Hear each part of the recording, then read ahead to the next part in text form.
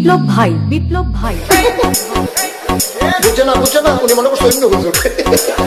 সিফা দিয়ে বইয়া থাকে ও বর থেকে হুইতালা নেই চিন্তা করে না বইয়া থাকে পরে কইতাস আরো কইতে আরো কিছু কথা লইয়া যান যাইবেন দুইটা কথা লইয়া মুরব্বী